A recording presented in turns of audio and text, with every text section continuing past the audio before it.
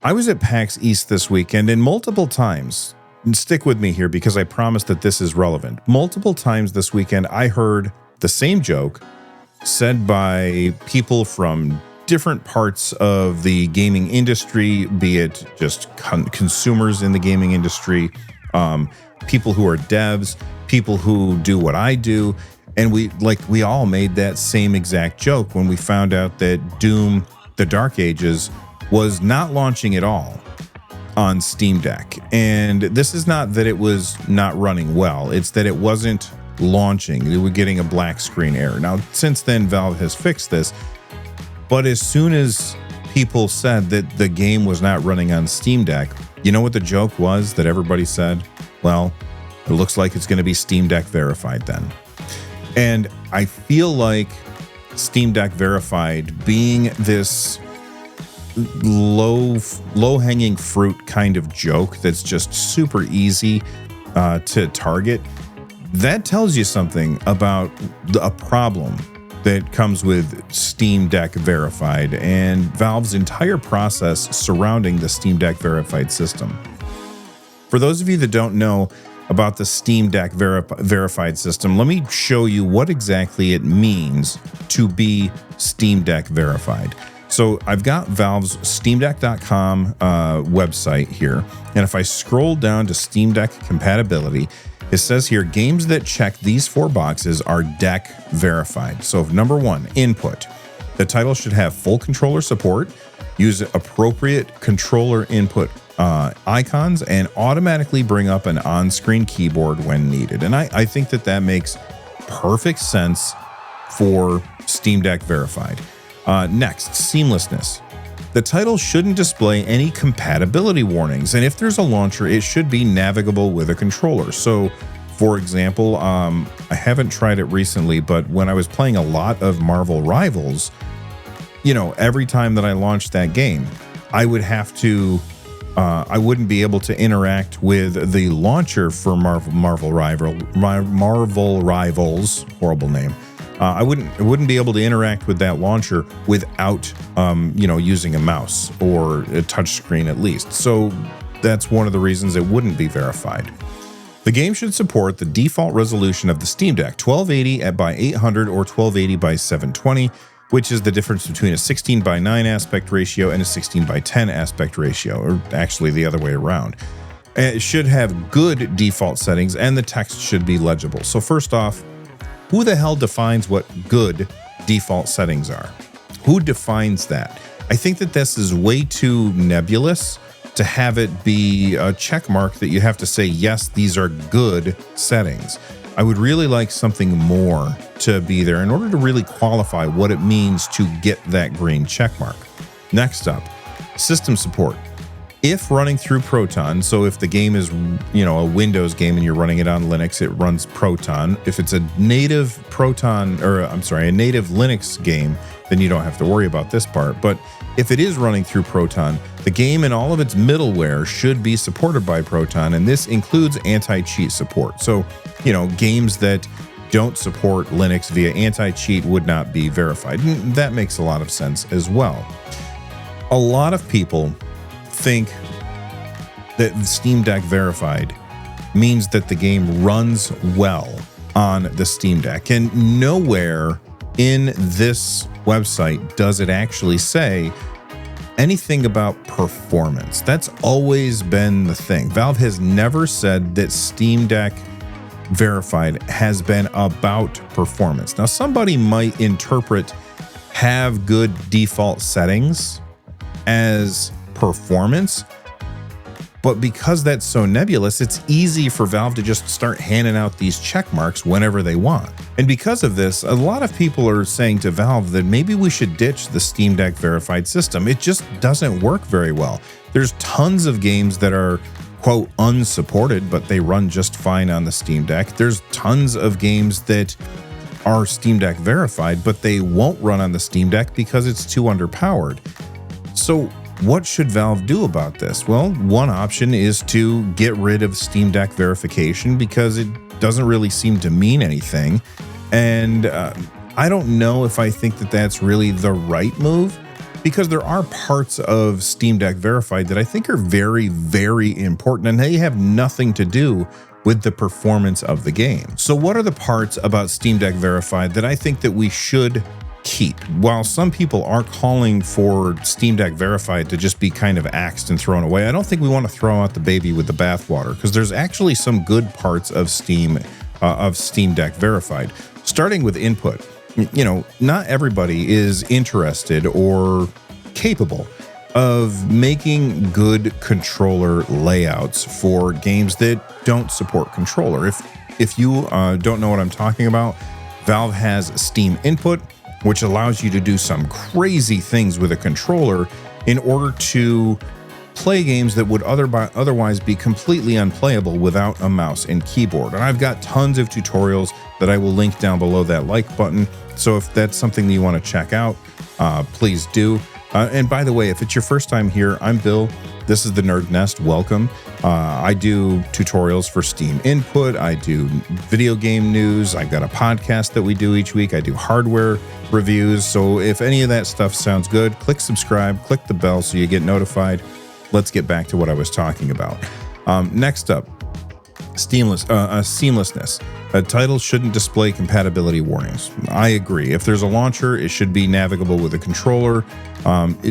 If Valve got rid of that stuff, companies would do it less often, and that would be bad for us as consumers. So I think that that's also a good part of the Steam Deck Verified system. On display, this one is very important. Text should be legible. This one is the one that I think is probably the most important on all of this, is that the game needs to be readable on a 7-inch screen. So if you are playing a game and it's Steam Deck Verified, you should know that you're going to be able to read what's on the screen because the developer used a font that is legible on a 7-inch screen. I think that that's very important. I do think get rid of have good default settings.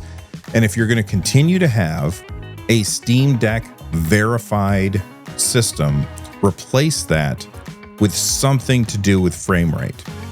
I don't think that there's any chance in hell that Valve will ever do that. And here's the reason why. If they did, then they would have to test every game from beginning to end, because there are some games where when you first start playing, the game runs really, really well. But the longer that you play for, or the further you get into the levels, you'll have some levels, like maybe a water level or something, where there's way too much going on the screen, and therefore we end up losing out on frame rate because of that. Valve isn't actually going through and actually testing these games the way that you would think. They're not playing through the entire game and then saying, okay, that one ran well on the deck, it's fine, click it.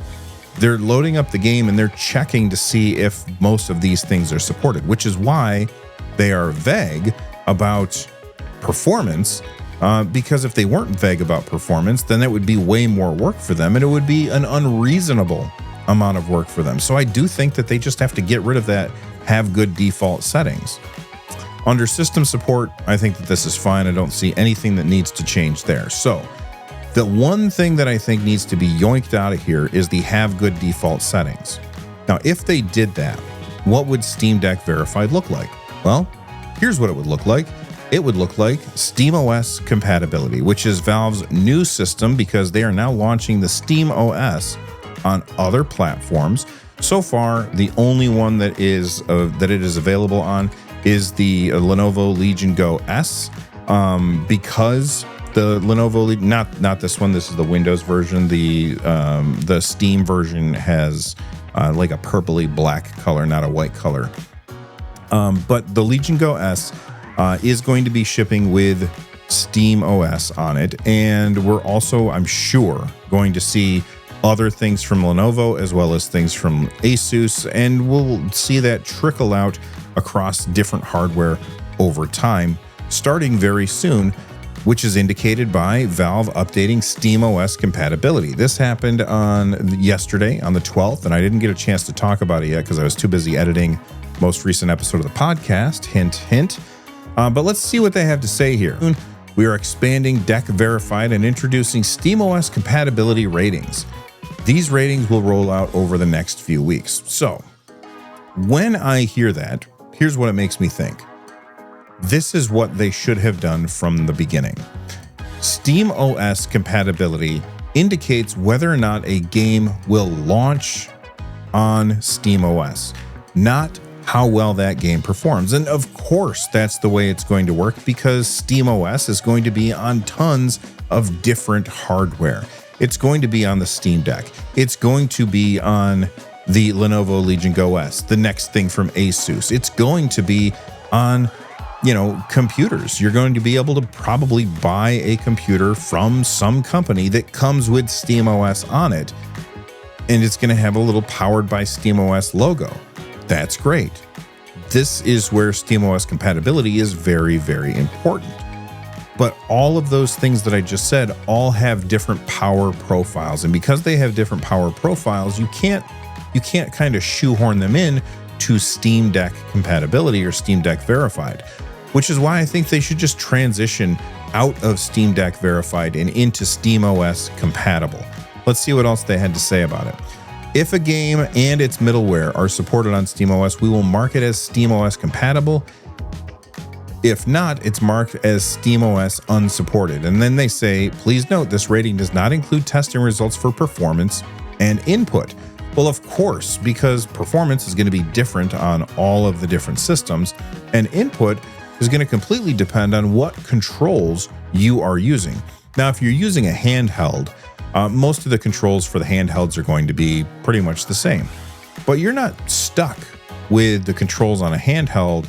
If you're on SteamOS, you might have a controller, you might use mouse and keyboard, and so it doesn't make any sense for them to talk about input when it comes to SteamOS. And I do think that gets a little confusing. Just because when you look at SteamOS compatibility, they don't talk about input, but when you talk about Steam Deck verified, they do talk about input. And just a few minutes ago, I got done saying that I thought that it was important for Steam Deck verified to have an input thing because you are limited. You can't use a keyboard and mouse. That's not true. Most people aren't expecting to use a keyboard and mouse when they use their Steam Deck.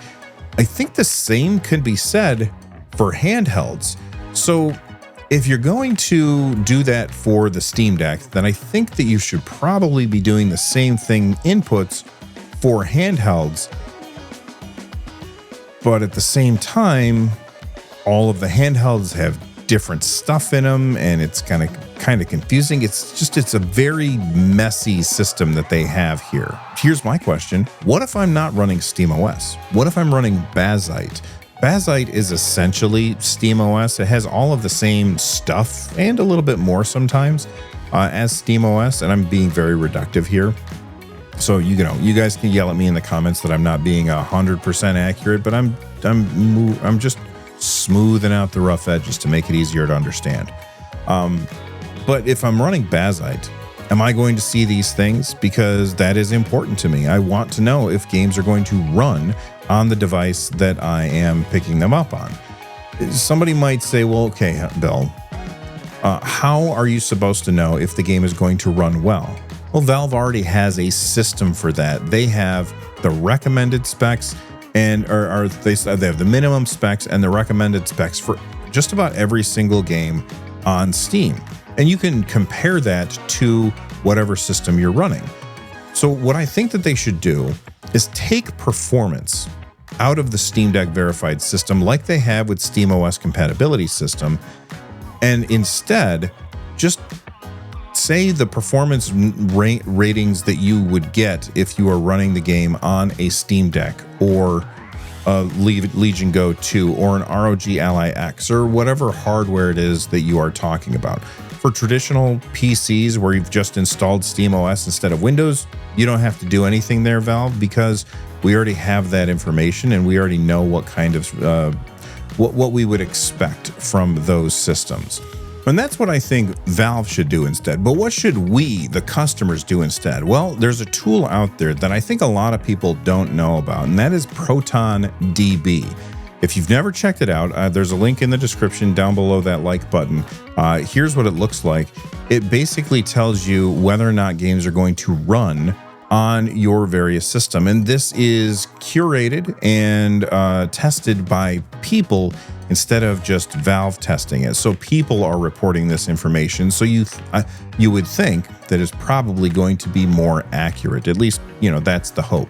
And if I scroll down, if I go up to the top, I can click on Explore, and I can say Deck Verified, and I can sort by the Proton DB rating if I want, and I can scroll through and see. Now, I've got a bunch of different ratings on here, like Platinum. It says runs perfectly out of the box. Native runs natively on Linux. I'm going to scroll way down. There's way too many of these. I'm going to go by Popular. Here we go. Gold runs perfectly after tweaks. So that means you have to do a few things on there. If I click on this game and I scroll through the mentions or the comments on here, I can find out what are some things that are going to make my game run better on the Steam Deck. And I really do hope that Proton DB, I'm sure that they will update their website in order to better serve the people who are going there to find out if a game is going to run on their system or not, if that system happens to be running SteamOS. But what do you guys think about Valve's system? Do you think that Steam Deck Verified is a broken system, and should Valve abandon it in favor of this new system, or do you think that it's something that should live side by side? Because when you're talking about a handheld like the Steam Deck, you want to know about that, about the controllers. You want to know about the readability of the text on the screen. Let me know in the comments section down below, and thanks for watching. And from the Nerd Nest, I'm Bill. Stay rad, everybody. I'll see you on the next one.